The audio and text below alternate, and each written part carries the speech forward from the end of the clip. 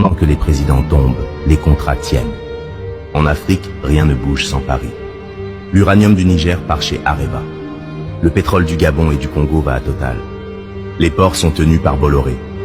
Les accords sont secrets, signés sous protection militaire. Quand un pays veut renégocier, des troubles éclatent. L'armée française protège les intérêts, pas les peuples. En 2019, des documents internes fuitent. Paris savait que ses armes tuent des civils au Yémen, mais continue de vendre. Le Quai d'Orsay valide, Dassault l'encaisse. Depuis 60 ans, la France ne colonise plus avec des soldats, mais avec des banques, des bases militaires et des multinationales. Le drapeau est parti, mais les pipelines, eux, sont restés. L'empreinte de l'histoire coloniale continue de se faire sentir dans les relations internationales d'aujourd'hui. Dans les années 1960, la France sait qu'elle perd ses colonies. Alors deux hommes lancent un plan secret, Ruf et Pinet, conseillers de Gaulle. Leur objectif, garder le contrôle de l'Afrique, sans drapeau. Le plan Rueff-Pinet impose une monnaie, le franc CFA. Derrière, une arme invisible. Paris garde l'or, contrôle les banques centrales, valide tous les budgets. Si un président refuse, il saute. Sankara l'a fait. Il a été exécuté. Olympio aussi. Houphouët-Boigny, lui, a obéi. Il a survécu. La France finance des coups d'État, arme des milices, choisit qui doit diriger. Les contrats miniers, pétroliers, passent tous par l'Élysée. L'Afrique est indépendante, mais pas libre. Pendant qu'elle enterre ses fils, Paris encaisse. Tout ça n'a jamais été voté, mais tout a été signé. Le franc CFA devient un symbole de l'emprise économique de la France sur l'Afrique. Les dirigeants africains se réunissent, souvent sous pression, pour discuter des conditions imposées. Tout commence avec Sylvanus Olympio, le premier président du Togo, qui refuse le franc CFA et crée une monnaie nationale. 3 jours plus tard, il est abattu devant l'ambassade américaine par des soldats formés par la France. Même scénario en 1987. Thomas Sankara, au Burkina Faso, veut sortir du CFA, dénoncer la dette coloniale et nationaliser les ressources. Il est tué dans un coup d'État dirigé par Blaise Compaoré, protégé de la France-Afrique. Des archives déclassifiées, des témoins et des journalistes confirment les pressions françaises. Ceux qui obéissent restent au pouvoir. Ceux qui résistent sont éliminés. Derrière chaque mort, une monnaie, un contrat, une consigne.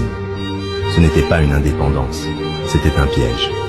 Aujourd'hui, ce système est encore plus efficace. Le franc CFA existe toujours.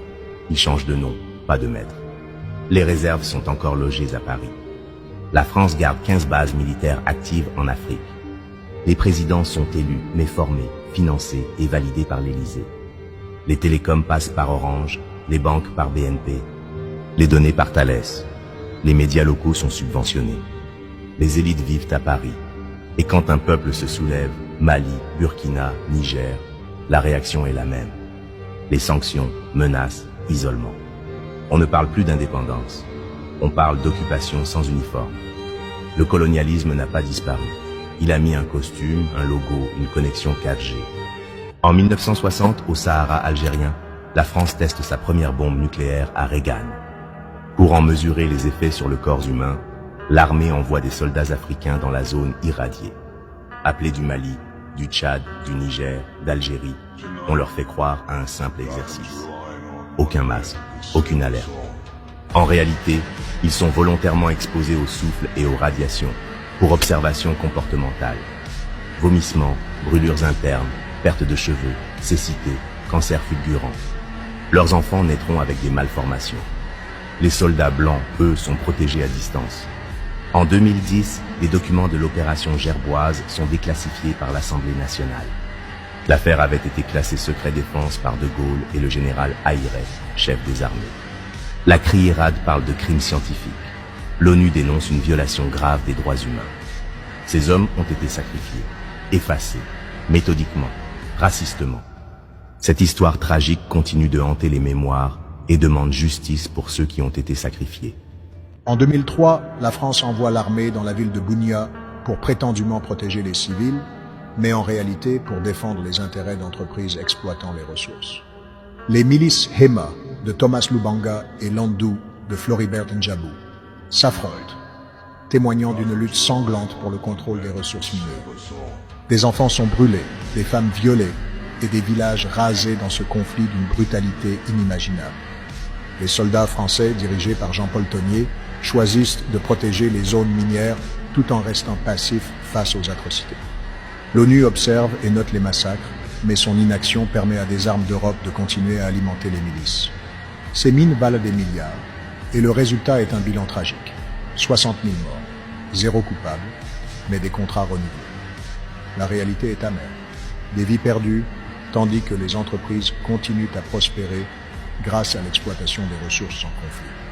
Les habitants de Bunia s'élèvent contre l'injustice, appelant à la responsabilité pour les atrocités vécues.